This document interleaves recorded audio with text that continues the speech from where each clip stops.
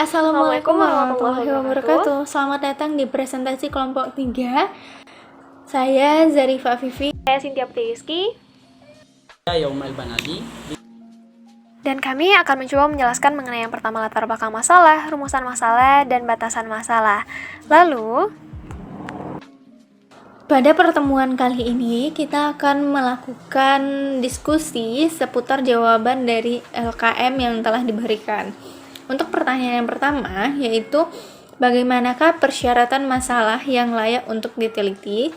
Kemudian untuk jawabannya adalah masalah penelitian itu adalah perbedaan atau kesenjangan antara kenyataan yang terjadi dengan teori yang ada atau menurut keadaan ideal yang sesungguhnya, sehingga timbul keinginan untuk mengungkapkan atau memecahkan perbedaan atau kesenjangan yang ada melalui sebuah penelitian.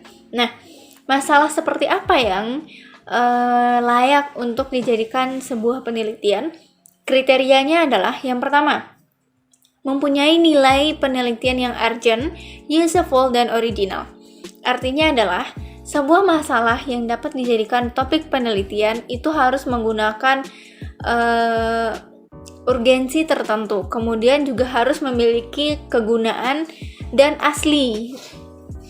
Untuk syarat yang kedua adalah layak dari segi waktu, dana, tenaga, dan juga data. Artinya masalah yang akan kita teliti harus memiliki kelayakan untuk diuji coba ataupun diteliti. Syarat yang ketiga, sesuai dengan kualifikasi dan kemampuan peneliti. Dan yang keempat, aturannya adalah tidak bertentangan dengan norma atau hukum yang berlaku dalam masyarakat. Lanjut, kita ke pertanyaan kedua, di mana pertanyaan kedua adalah jelaskanlah dengan contoh 6 sumber masalah penelitian. Untuk jawabannya, sumber penelitian itu dapat berasal dari 6 sumber. Yang pertama yaitu dari bacaan. Bacaan yang dimaksud di sini adalah bacaan ilmiah, di mana bacaan tersebut dapat menjadi sumber masalah penelitian, baik itu laporan ataupun karya ilmiah yang lainnya.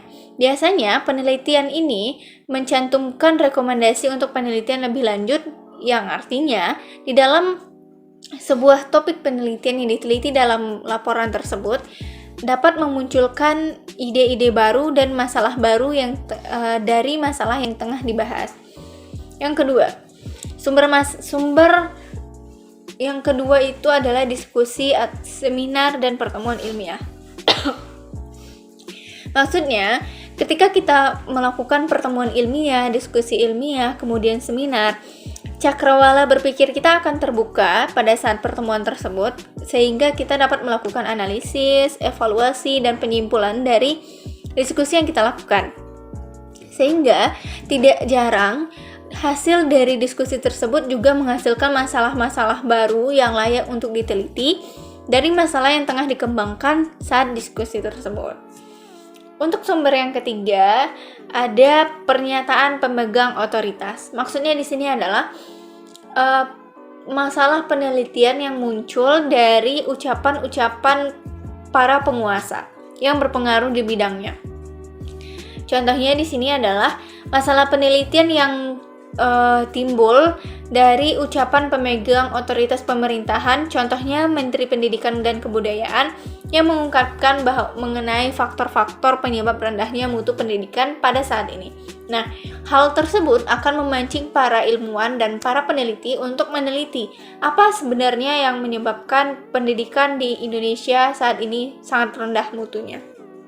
Nah, untuk sumber yang keempat ada pengamatan sepintas. Pengamatan sepintas ini sesuai dengan namanya, pengamatan yang dilakukan hanya dalam waktu jangka yang pendek, baik itu terencana ataupun tidak. Biasanya, pada saat pengamatan sekilas tersebut, biasanya kita akan muncul ide-ide kreatif dan kreasi untuk meneliti. Kenapa ya? Ada apa ya? Kenapa bisa seperti itu? Nah, artinya akan muncul topik-topik permasalahan yang baru yang layak juga untuk diteliti. Untuk sumber yang kelima itu ada pengalaman pribadi.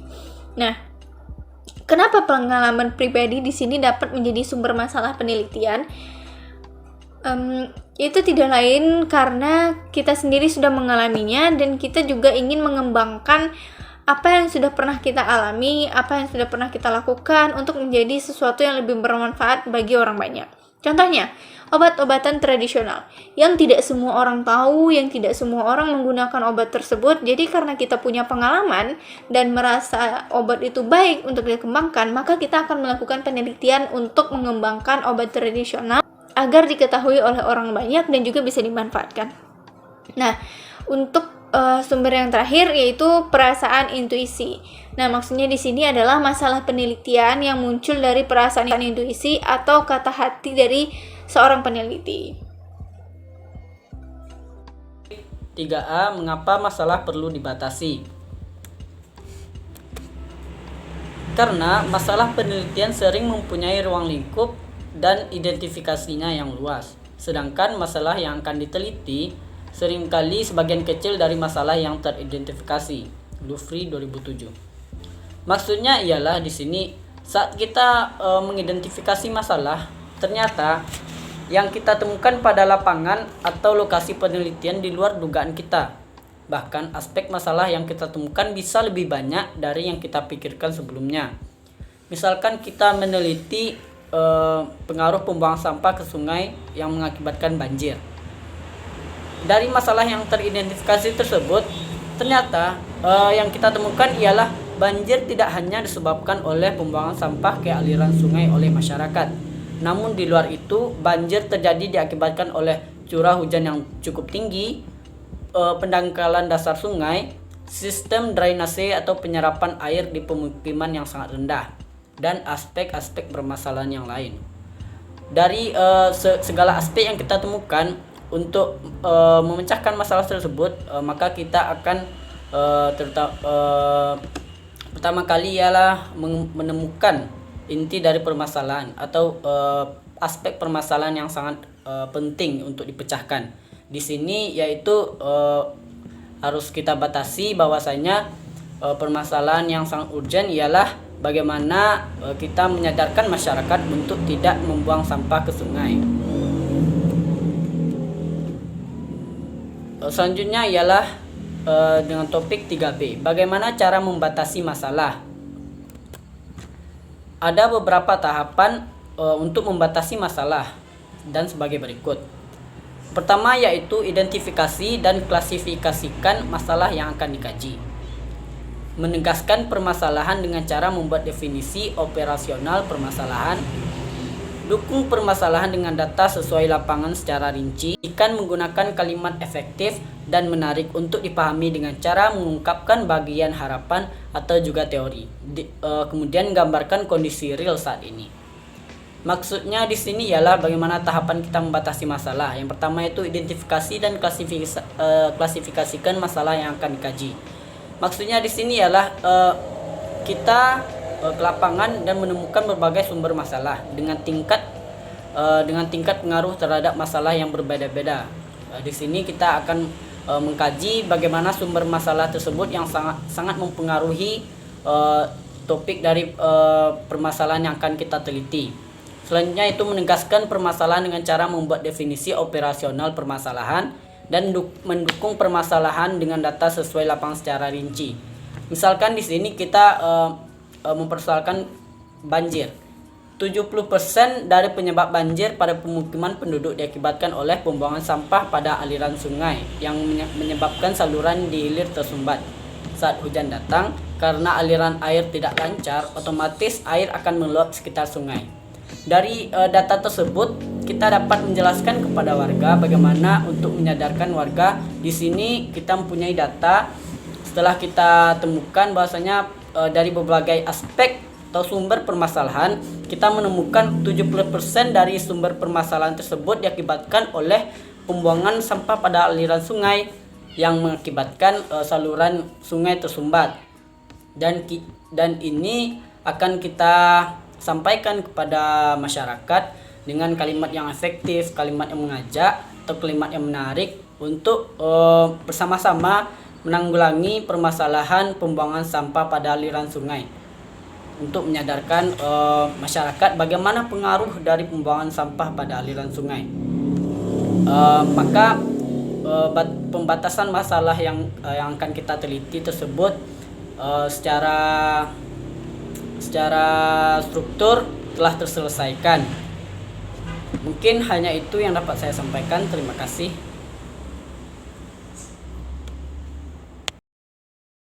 Selanjutnya kita masuk kepada rumusan masalah atau pertanyaan 4A. Buatlah contoh batasan masalah dari sebuah judul penelitian. Nah, tadi kita sudah membahas mengenai rumusan masalah, bagaimana mencari masalah. Ya begitu. Dan mengapa masalah itu dibatasi. Selanjutnya kita masuk pada contoh. Di sini kami dari kelompok 3 mengambil dari buku Bapak Profesor Lufri pada tahun 2007, di mana judul penelitiannya di sini adalah pengaruh tugas rumah terhadap hasil belajar siswa SMU Negeri 2 Padang dalam mata pelajaran biologi. Nah, di sini kita bisa lihat bahwa ada 2 variabel yang dilihat, yaitu tugas rumah dan juga hasil belajar. Maka batasan masalah yang bisa kita ambil dari penelitian ini adalah berupa tugas rumah berupa membuat ringkasan materi yang sudah diajarkan di sekolah dan hasil belajar ranah kognitif. Di sini kita membatasi masalah hanya kita melihat tugas rumah dan bagaimana tugas rumah ini mempengaruhi hasil belajar atau ranah kognitif dari hasil belajar siswa tersebut. Jadi di situ batasan penelitian kita. Lalu kita masuk rumusan masalah atau pertanyaan 4B. Buatlah sebuah contoh rumusan masalah dari judul penelitian. Baik, di sini kami masih menggunakan judul yang sama, yaitu judul penelitian pengaruh tugas rumah terhadap hasil belajar siswa SMU Negeri 2 Padang dalam mata pelajaran biologi. Maka rumusan masalah yang bisa kita ambil adalah apakah terdapat pengaruh tugas rumah terhadap hasil belajar siswa SMU Negeri 2 Padang dalam mata pelajaran biologi. Nah, itu dia rumusan masalah yang dapat kita ambil dari judul penelitiannya. Nanti rumusan masalah ini bisa kita jadikan acuan untuk mencari tujuan dari penelitian ini.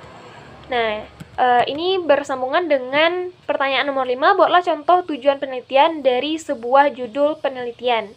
Nah, di sini kami mengambil contohnya judul penelitian studi perbandingan prestasi belajar mahasiswa yang diterima melalui PMDK dan UMPTN di FMIPA Universitas Negeri Padang.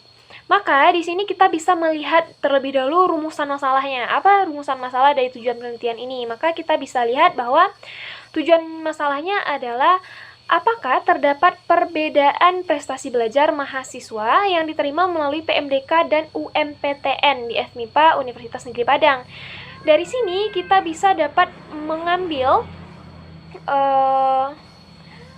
tujuan penelitian dari rumusan masalah tersebut. Maka tujuan penelitiannya adalah untuk mengetahui perbedaan prestasi belajar mahasiswa yang diterima melalui PMDK dan UMPTN di FMIPA Universitas Negeri Padang. Sekian dari saya. Sekian presentasi kami dari kelompok 3. Kami mengucapkan terima kasih kepada Ibu dan teman-teman yang sudah mendengarkan sampai akhir. Semoga selalu sehat, dan kepada teman-teman jika ada pertanyaan, kami persilakan untuk menyampaikan di e-learning dan akan kami coba untuk jawab. Terima kasih Ibu dan teman-teman, semoga selalu dalam lindungan Allah dan selalu sehat. Assalamualaikum warahmatullahi wabarakatuh.